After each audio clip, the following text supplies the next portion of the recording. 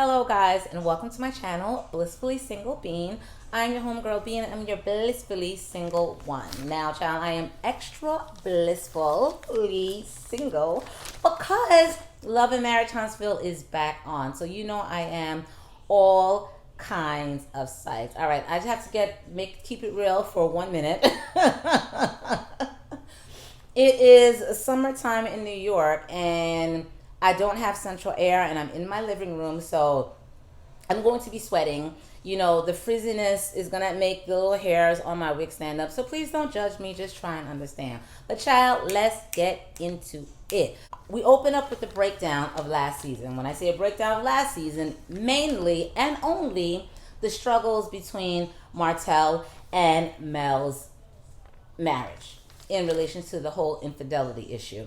We pan over to Miss Tony Terrell, honey, radio host for WHRP Huntsville, and she was breaking everything down. She wants to know what's tea. She wants to know what's good. She wants to know what's going on, what's going on, what's going on. You know, the hosts are the movers, they're the shakers, you know, they're influencers, so it's really good. And she was calling out the mistress and all the receipts and, you know, her contacting Mel, and I'm very appreciative of the fact that the producers put that into the storyline this season. I mean, I would have to. That's, you know, that's what's popping. You know, this whole situationship with the, you know, or this whole entanglement, you know, with the Holtz and you know, this next girl or thing or whatever. But I appreciate that they did that, because I came in to season 3 thinking, oh, they're not even going to address that, but they most certainly did, and I am all here for it. I think we're all here for it because we want answers. We want answers, Sway. So DJ opens up, and then we pan over to the pregnancy photo shoot. And I have to say, Mel gets it right all the time. She gets it right all the time. I love her sense of style because she has a classic sense of style with a touch of avant-garde, which what I mean by that is her style is a style where she can give her clothes to her daughters, and her daughters will rock it in 2040 or, you know, 2040 or 2050, and it will still be a piece that fashion-wise is relevant. But then the avant-garde piece is she's edgy and she throws different elements into it. Oh, I ain't seen that before. So her photo shoot, she demonstrates that same sense of fashion. She has this black frilly thing covering her bosom, but then her stomach is out. She lands it, and Mel gets it right every time. She's a fave. Don't at me, at your grandmama. So we pan over to Mel in the confessional, and she says, you know, after 13 years together, how do you give that up? How do you give that up?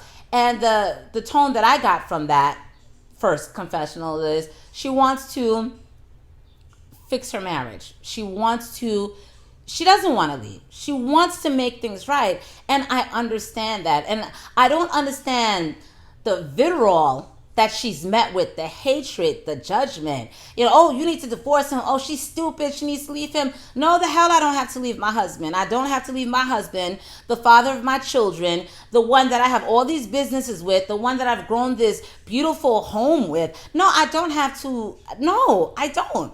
And I don't understand how, you know, people don't understand that. Marriages are not perfect. They're certainly not perfect, but if I tell you I'm willing to give up Martell to the cum bucket he was messing with for the past couple of years, I understand Mel's point of view. I have invested so much with this man. We have built so much together. I want to keep my family together. I mean, what's the meme with the algorithms? Like, I understand exactly where Mel is coming from. Of course, I can never be in Mel's position because I'm way too violent to play those type of radio games. But, girl, I get it. Mel says, you know, during the confessional, for all those people who said I wasn't going to leave Martell, man, I got to applaud you. Y'all needs to be psychic because I didn't even know I wasn't going to leave Martell. Girl, Mel, please. Mel, I love you, but you know you were not going to leave that man. And there's you don't have to front about it. Like, girl, stop faking jacks. You know you were never gonna leave that man. So yeah, guys. Mel says you home wrecking cheerleaders. And when I say home wrecking cheerleaders is to all of you ladies and gentlemen that came up in my comments last season talking about how much Martell loves the other woman. What?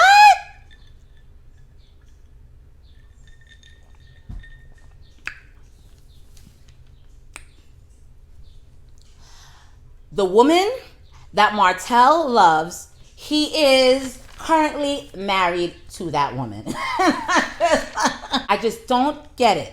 I don't. How so many people came to the defense of the mistress or the side piece.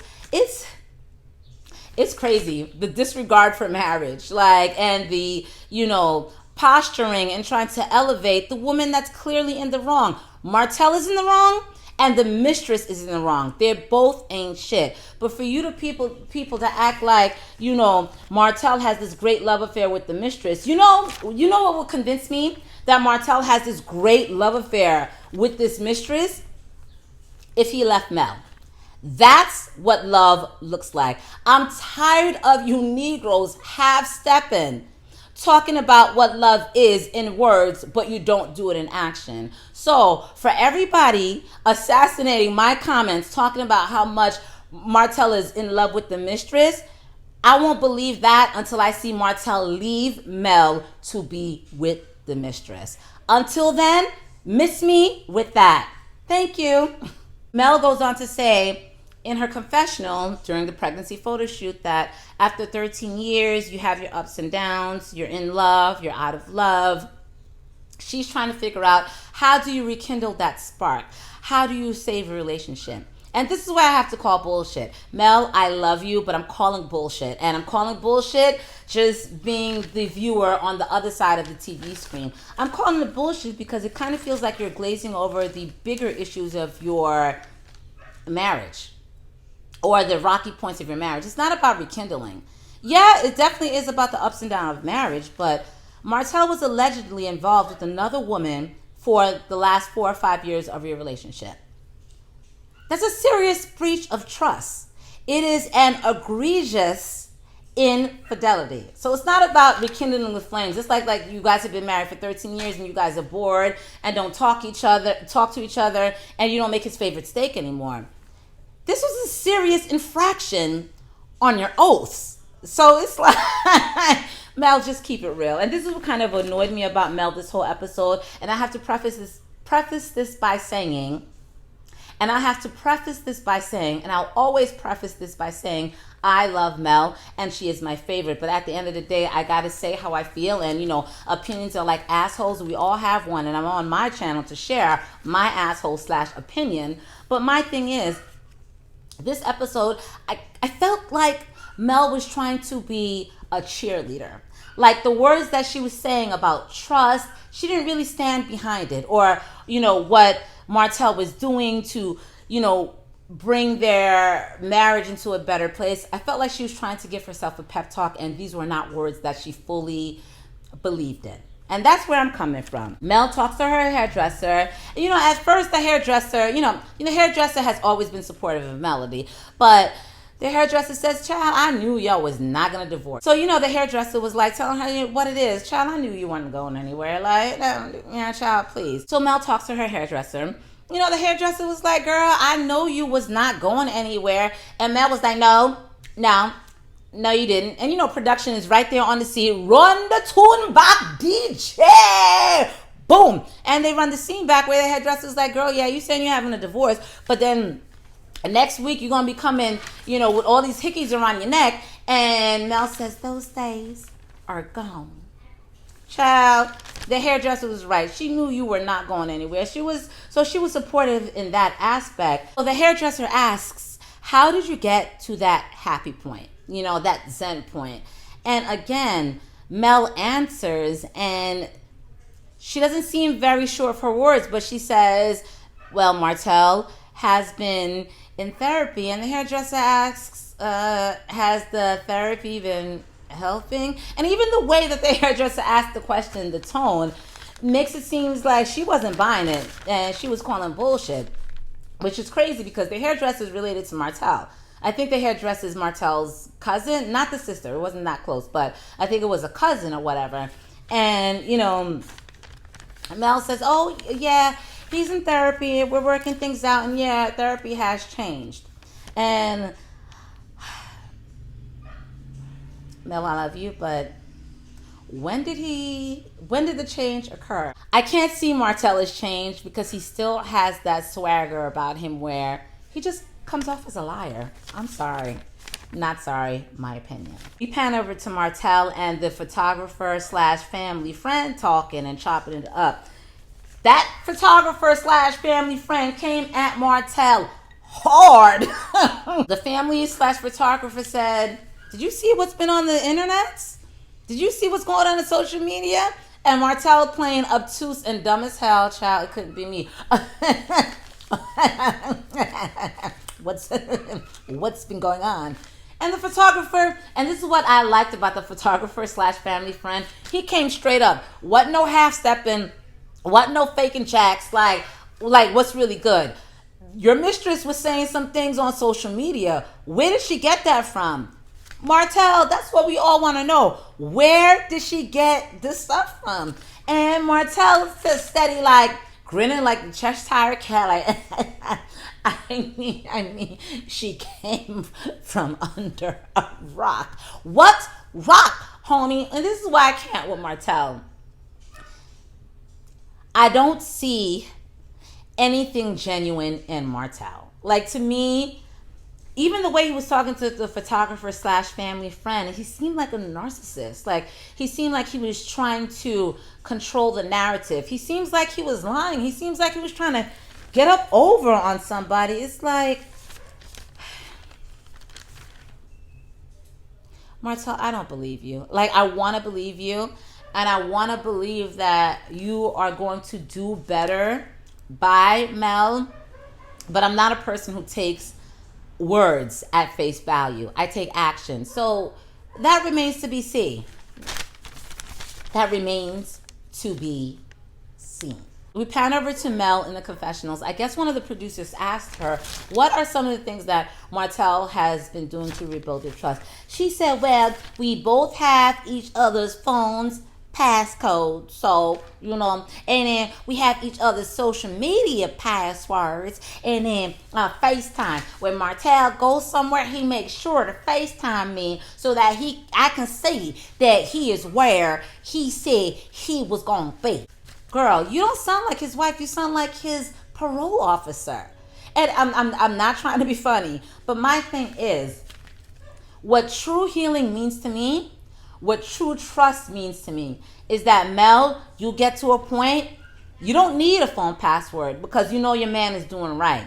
You don't need to be on his social media. You don't need to be, he doesn't have to FaceTime you like a child every time he gets somewhere so that you can see, co-sign, and make sure he's where he said he was supposed to be.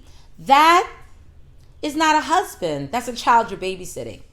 That's a child you're babysitting. Real trust to me is, you said you're going to be at Kroger's for an hour and a half. You came back in 2 hours. You saw there were peaches on sales and strawberries, so you took an extra half an hour. At the end of the day, I trust your word. And that's it. And to me, that's true healing.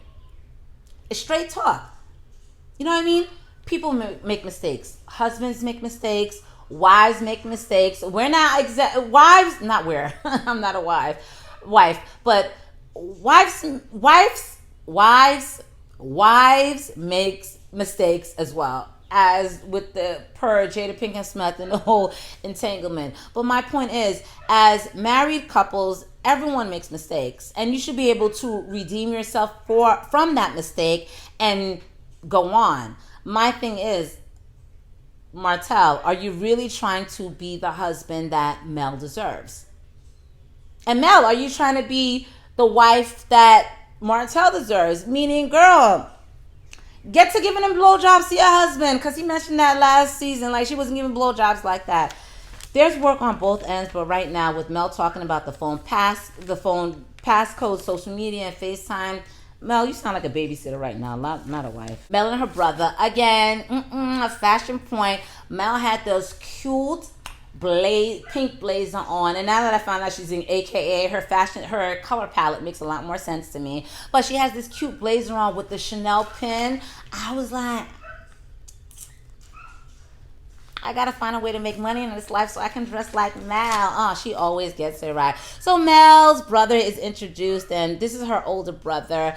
Apparently she has an older brother and older sister from a previous marriage, but Mel's mom and dad were never married, so they had a baby. So Mel and her brother were chopping it up. Mel's brother has been an educator for about 25 years, and now he's going to the real estate game. It sounds like he's retired, but they're chopping it up. They're talking to each other, and Mel mentioned that as a teen, everything works. And Mel's brother says, teen.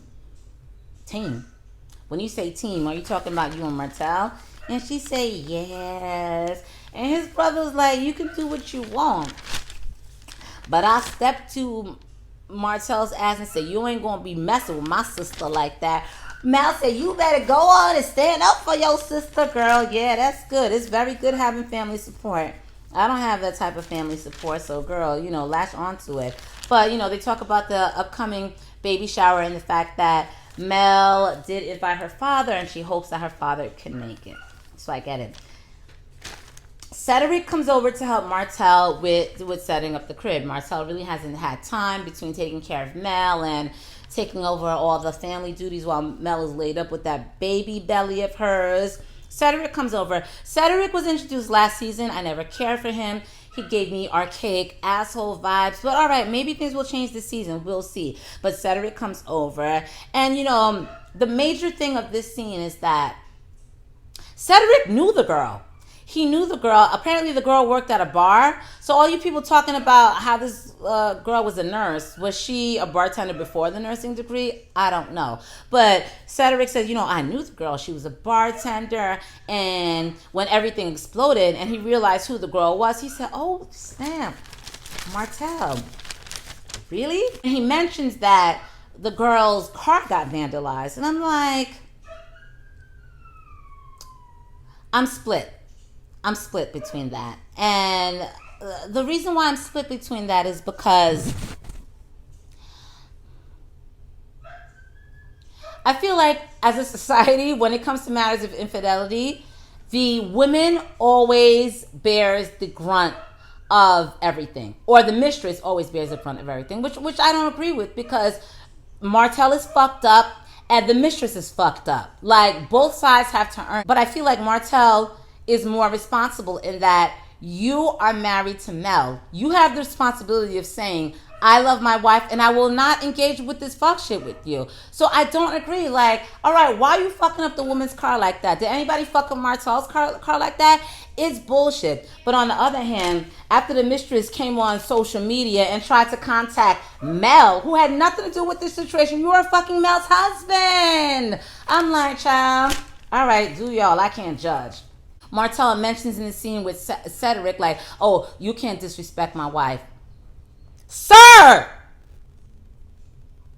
you disrespected your wife the second you chose to engage with the mistress. Man, Martell, you can miss me with that. Martell, I see you right through your bullshit, and I'm calling it Bishop Bullshit. Shout out to Wyclef Jean and the Carnival album. Family goes to a 3D ultrasound. Oh my gosh, so cute. They go see the baby's face. Mel and her mom chop it up a little bit. And, Mel's mom wants to make sure she's really okay.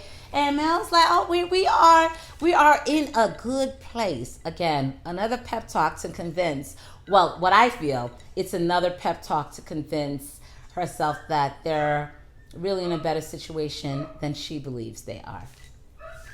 That's what I'm saying. So we go over to Mel planning her baby shower. And I was looking at Twitter and everybody's like, oh, you shouldn't have a baby shower with more than one child. What do you guys think? Should you, after you have the first child, should you have a baby shower? I'm going to come from my personal experience. I have a big ass family. And we do baby showers for every baby simply because it's another chance to get together and have a party. I know, personally speaking, after I have my first baby shower. My second baby shower, I was pregnant. My baby's father already left us, as a family. So I did not want a baby shower. My sister threw a pathetic ass baby shower for me. I got one gift, a breast pump from my sister. It was so embarrassing, but I have to say that after having the first baby, I didn't need a baby shower for a second, and I'm not having any more babies, but God forbid if I have a third baby, no baby showers. I'm good. I know exactly what to get my child. I don't need y'all for anything. So Kimmy calls and asks if Letitia and Marsau are invited to the baby shower, and it's crazy because it wasn't until Kimmy called him like, wait, Letitia and Marsau are not in this episode. I guess it was called Melody's Special Delivery. Melody was like, yo, I'm not fucking my vibe by being in this first episode. But Kimmy asked if we're all invited, meaning Letitia and Marsau. And Mel was like, yeah, you know better than to ask that. You know exactly, what's been good. So we pan back to the reunion where Heavy Tongue Letitia's talking about, well, didn't you say that Mel was trying to sleep with, I'm sorry, didn't you say that, she said that Marsau, her husband, accused Mel of trying to sleep with him. And I'm like, Charlotte, that's not the most ridiculous shit in the world. I am not a Martell fan, but look at Martell and Marsau. There ain't no woman in the world who's trying to sleep with Marsau over Martell. Child, we all know Mel is way too cute for that bullshit. Letitia and your heavy tongue and your weak tea needs to go somewhere.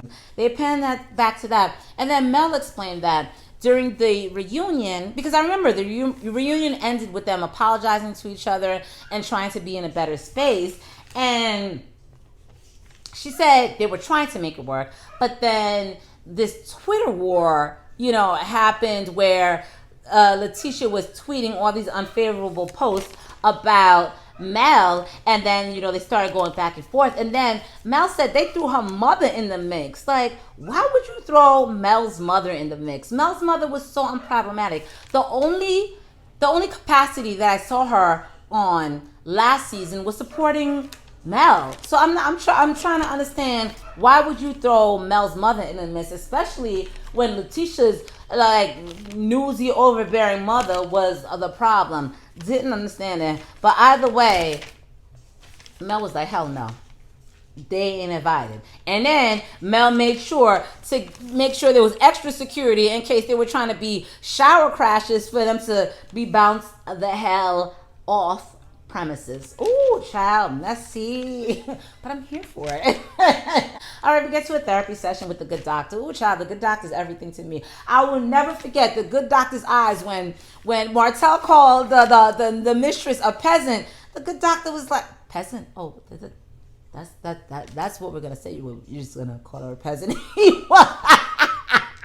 The good doctor was floored, like, oh, child, if she's the peasant, what does that make you? But anyway, the good doctor is back. Was happy to see him back. I don't get too much from these therapy scenes with Martell because Martell never seems genuine to me, and Martell never seems to be at a point where he wants true breakthrough. So it's like, But the biggest thing that I saw from this, the biggest takeaway that I got from this scene is that Martell was in denial about the impact of his father not being around. He said, I didn't really care. My mother held it down. And I did that too for several years. It's like, oh no, because my father was, how old was I when he left? 8? No, he didn't leave. My mother left. My mother was like, get out of here. But I was 8 when I was raised without a dad. And I haven't spoken to him for several years. And I used to run that same bullshit. I wasn't raised with a dad, but my mother held it down. And it wasn't until years later, it's like, it's bullshit. It's bullshit. I was a little girl. I grew into womanhood without the influence of a father. Hell yeah, that affects you. It's not about, I don't care about him enough to hate him, or I didn't care about the lack of a father. I did. I just suppressed it. And obviously, Martell suppressed it as well, because by the time we got to the end of the scene, like, he was talking about how his dad was incarcerated, and the times that his dad got out of jail, he never reached out to him. So I said, yeah, Martel, those of us who were raised without a father, a lot of us who are raised without a father, we act like we don't care, but we really do. Because having a dad in our lives is part of our formative years, and they can teach us stuff that can keep us from a lot of pitfalls that we find ourselves in. So that was the biggest takeaway. But other than that, Martel's a bullshitter. Baby shower! Y'all. You all. Mel, Martel, and the Churins pull up in a Cinderella-style pumpkin carriage, like, boom. I said, well, damn. Kimmy said, did I say that Mel is a little extra? No, Kimmy has to be my favorite. Kimmy, my favorite. Mel second. Kimmy's my favorite because she's so balanced and down to earth. But Kimmy says, did I tell you they're a little bit extra? No, Mel is not extra. It's opulence. It's regal. It's abundance.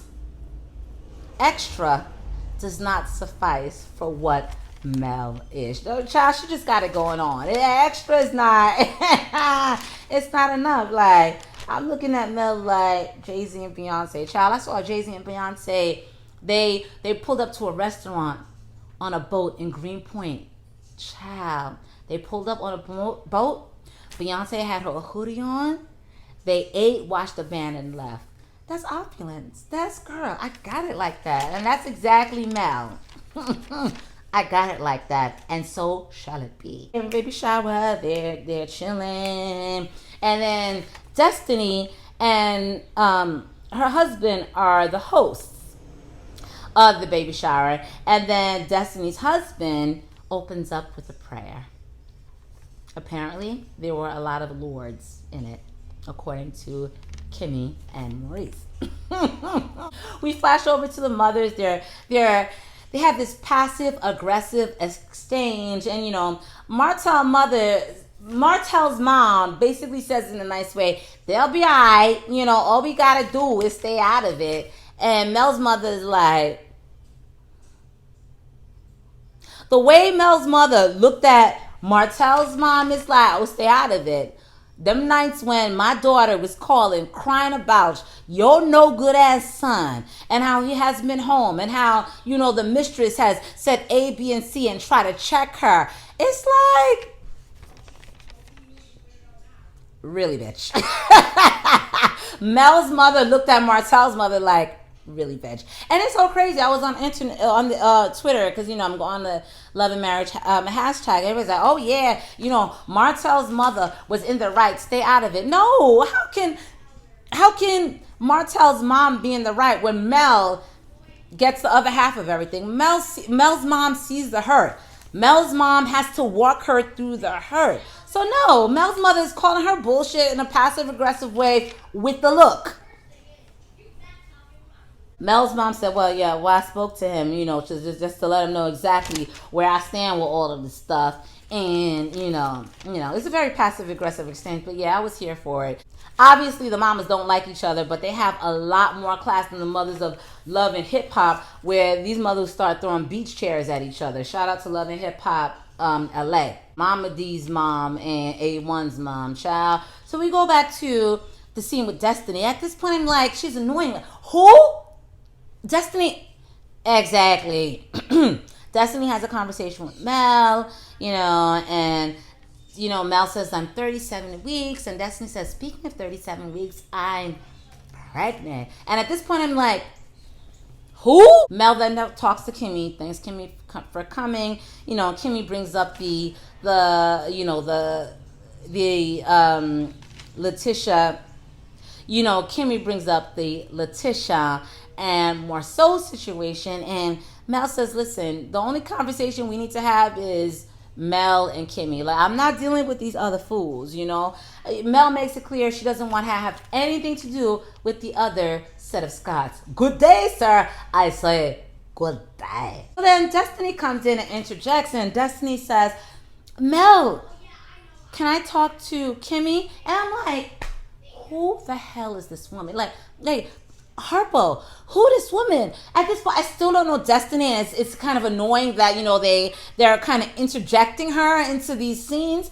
But Destiny says, Kimmy, I just want to talk to you because there were some things that were said, and I was offended, and I wanted to address this with you. And Kimmy says, okay, what? This is when things get clear, or just gives me a little bit of more clarity. They flash back to last season, game night, and Destiny and her husband were there. I think that was the only scene that Destiny and her husband were in. So when I was asking Harper who this woman, I was well justified. Basically, Destiny didn't like the fact that Kimmy in her confessional says that, she didn't know these people. She didn't know Destiny and her husband. The only thing she knew about Destiny is the husband could make some good ass fried chicken. Kimmy, I'm not mad. I'm not mad. So when Destiny was expecting an explanation from Kimmy basically doubles down. I said what I said and I just don't know you. Kimmy gave her the Mariah Carey. I don't know her. And that's fair. So Martell and Maurice talk. Maurice explains that, he's feeling over the reunion. And apparently Maurice and Marceau had a text message exchange where, they were both trying to dig up dirt or drop tea on each other. And child, one of the points of tea that Martell dropped was the fact that Letitia got a boob and a butt job done, and still it wasn't good enough for Marceau. I believe it. God said it, and I believe it. That settles it for me. God said it.